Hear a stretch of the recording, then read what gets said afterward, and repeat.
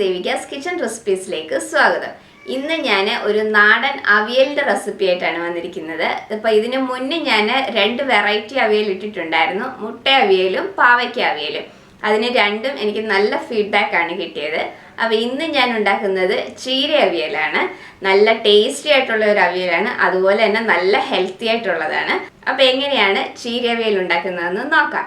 ചീര അവിയൽ ഉണ്ടാക്കാനായിട്ട് ഞാനിവിടെ ഇപ്പം 2 കെട്ട് ചീരയാണ് നന്നായിട്ട് ക്ലീൻ ചെയ്ത് അരിഞ്ഞു വെച്ചിരിക്കുന്നത്. അപ്പോൾ എനിക്കിവിടെ കിട്ടിയേക്കുന്ന ചീരയുടെ തണ്ട് തീരെ കുരുന്ന തണ്ടായിരുന്നതുകൊണ്ട് ഞാൻ അതും കൂടെ അരിഞ്ഞിട്ടേക്കാണ്.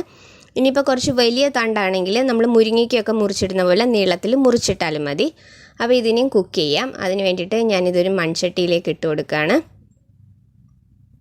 ഇനി ഇതിലേക്ക് ഞാൻ പുളിക്ക് വേണ്ടിയിട്ട് മാങ്ങയാണ് ചേർത്ത് കൊടുക്കുന്നത്. അപ്പോൾ ഈ ഒരു വലിപ്പത്തിലുള്ള 2 സ്ലൈസ് മാങ്ങയാണ് ഞാൻ എടുത്തേക്കുന്നത്. അപ്പം നമുക്ക് ചീരയ്ക്ക് ഒരുപാട് പുളി വേണ്ട. അപ്പം മാങ്ങയുടെ പുളിയുടെ അനുസരിച്ച് അത് ചേർക്കണം. അപ്പോൾ ഇതും കൂടെ നമുക്കിനി ഇതിലേക്ക് ഇട്ട് കൊടുക്കാം. ഇനി ഇതിലേക്ക് ഞാൻ 1/2 കപ്പ് വെള്ളവും കൂടെ ഒഴിച്ചു കൊടുക്കുകയാണ്. ചീര പെട്ടെന്ന് തന്നെ കുക്കായി കിട്ടുമല്ലോ, അപ്പോൾ അതുകൊണ്ട് 1/2 കപ്പ് വെള്ളം ഒഴിച്ചാൽ മതി.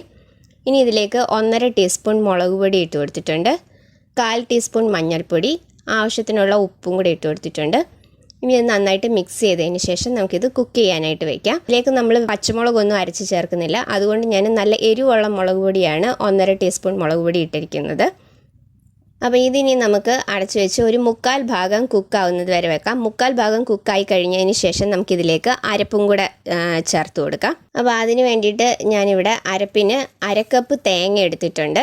അതുപോലെ തന്നെ 4 കഷ്ണം ചെറിയ ഉള്ളി എടുത്തിട്ടുണ്ട്. ഇത് നമ്മൾ അവിയലിനൊക്കെ അരയ്ക്കുന്ന ആ ഒരു പരുവത്തിൽ ഒന്ന് ചതച്ചെടുക്കുകയാകാവുള്ളൂ. ഒരുപാട് അരഞ്ഞു പോകരുത്. സാധാരണ നമ്മൾ അവിയലിലേക്ക് ജീരകവും കൂടെ അരയ്ക്കാറുണ്ട്. പക്ഷേ ഇതിൽ ചീര അവിയലിൽ നമ്മൾ ജീരകം അരയ്ക്കുന്നില്ല. അപ്പോൾ ഇത് ഒന്ന് ചതച്ചെടുത്ത് കൊണ്ടുവരാം. അപ്പോൾ ഇത് അടച്ചു വെച്ച് കുക്ക് ചെയ്യാം. ഇപ്പം നമ്മളുടെ ചീരയും മാങ്ങയൊക്കെ ഒരു 1/4 ഭാഗം കുക്കായി വന്നിട്ടുണ്ട്. അപ്പോൾ ഇതിലേക്ക് ചക്കക്കുരു ഉണ്ടെങ്കിൽ അതും കൂടി ഇട്ട് കൊടുക്കുകയാണെങ്കിൽ നല്ല ടേസ്റ്റ് ആയിരിക്കും. അപ്പോൾ ചക്കക്കുരു ഇടുന്നുണ്ടെങ്കിൽ ആദ്യം ചക്കക്കുരു ഒന്ന് പകുതി വേവിച്ചതിന് ശേഷം വേണം നമ്മൾ ചീരയും മാങ്ങയും കൂടെ വേവിക്കാനായിട്ട് വെക്കാൻ. അപ്പോൾ എനിക്കിവിടെ ചക്കക്കുരു കിട്ടാത്തത് കാരണം ഞാനത് ചേർക്കുന്നില്ല. അപ്പോൾ ഇനി നമ്മൾ അരപ്പ് അരച്ചേക്കുന്നതും കൂടി ഇതിലേക്ക് ചേർത്ത് കൊടുക്കാം. അപ്പോൾ അതാ ഈ ഒരു പരുവത്തിൽ വേണം നമ്മൾ അരപ്പ് ചതച്ചെടുക്കാനായിട്ട്. ഒരുപാട് അരഞ്ഞു പോകരുത്. അപ്പോൾ ഇതും കൂടെ നമുക്കിനി ഇതിലേക്ക് ചേർത്ത് കൊടുക്കാം. ഇതിലേക്ക് ഞാൻ ഒരിത്തിരി വെള്ളം, ഒരു 2 ടേബിൾ സ്പൂൺ വെള്ളവും കൂടെ ഒഴിച്ചു കൊടുത്തിട്ടുണ്ട്. ഒരുപാട് വേണ്ട. അപ്പോൾ ഇനി ഈ അരപ്പിൻ്റെ ആ ഒരു പച്ചച്ചുവയൊന്ന് മാറണം. ഒരു 5 മിനിറ്റ് നമുക്കിതൊന്ന് അടച്ചു വെച്ച് ബാക്കിയും കൂടെ ഒന്ന് കുക്ക് ചെയ്യാം. അപ്പം ബാക്കി ചീരയും കുക്കായിക്കോളും. അതുപോലെ തന്നെ ആ അരപ്പും കൂടെ ആ സമയം കൊണ്ട് കുക്കായി കിട്ടും. ഒരു 5 മിനിറ്റ് ഒന്ന് അടച്ചു വെച്ച് കുക്ക് ചെയ്യാം. ഇപ്പോൾ ഒരു 5 മിനിറ്റ് കൂടെ കഴിഞ്ഞിട്ടുണ്ട്.